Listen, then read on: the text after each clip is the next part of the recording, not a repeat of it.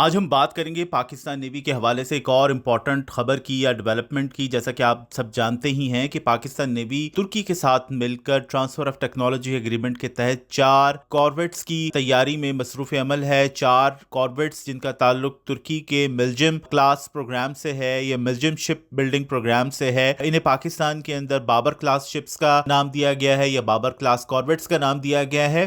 اس class کا پہلا جہاز جو کہ ترکی میں استنبول شپ یارڈ میں تیار کیا گیا تھا پاکستان نیوی میں گزشتہ سال شامل ہو چکا ہے. اور اب اس سلسلے کا یا اس کلاس کا دوسرا جہاز جسے پی این ایس خیبر کا نام دیا گیا ہے وہ بھی اب پاکستان نیوی میں شرکت کے لیے مکمل طور پر تیار ہے. اپنے آخری مراحل سے گزر رہا ہے. تمام تر ٹرائلز جو ہیں وہ بیسیکلی مکمل ہو چکے ہیں اس جہاز کے.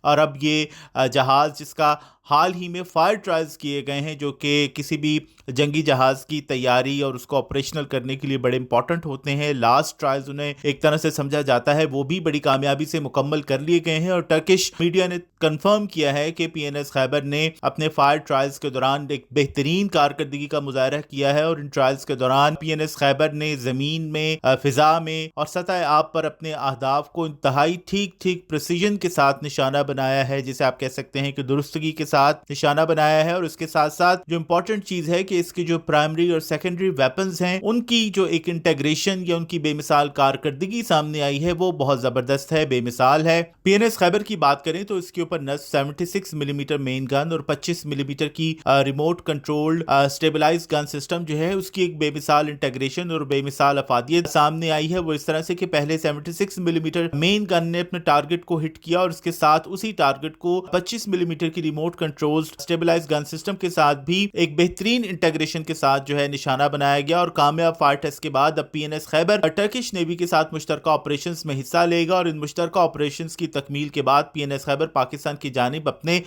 پہلے سفر کا آغاز بھی کرے گا. پی این ایس خیبر کی آؤٹ فٹنگ یا ہاربر ٹرائلز پہلے ہی مکمل ہو چکے ہیں. اور اس جہاز کو جیسے کہ ہم پہلے بھی بات کر چکے ہیں کہ پی این ایس خیبر کو نیول شپ یارڈ استنبول میں تیار کیا گیا ہے یا استنبول شپ یارڈ میں تیار کیا گیا ہے. اور بنیادی طور پر یہ 4 کارویٹس تیار کیے جا رہے ہیں. بابر کلاس اس جہاز کا فلیگ شپ جہاز تھا جو کہ پاکستان نیوی میں شامل ہو چکا ہے. اور اس کے ساتھ ساتھ پی این ایس طارق اور پی این ایس بدر یہ کراچی شپ یارڈ اینڈ انجینئرنگ ورکس میں تیار کیے جا رہے ہیں. پی این ایس بدر کی بات کی جائے تو پہلے وہ تیار ہوگا، وہ پاکستان میں تیار ہونے والا پہلا بابر کلاس جہاز ہوگا جسے پی این ایس بدر کا ہم بتا رہے ہیں کہ نام دیا جائے گا. اور اس کی تیاری اس وقت آخری مراحل میں داخل ہو چکی ہے. اور اسی سال اس کے سی ٹرائلز شروع ہوں گے، ہاربر ٹرائلز شروع ہوں گے. اور اس کے بعد پھر جو پی این ایس طارق ہے اس کے ٹرائلز کا آغاز توقع کی جا رہی ہے کہ 2026 میں کسی وقت ہوگا. بابر کلاس یا ملجم کلاس جہازوں کی بات کی جائے تو یہ اب تک کی ترکی کی سب سے بڑی نیول ڈیفنس ایکسپورٹ اس کو کہا جا سکتا ہے. اور یہ جہاز کثیر المقاصد ہیں، بیک وقت سطح آب، زیر آب، فضا میں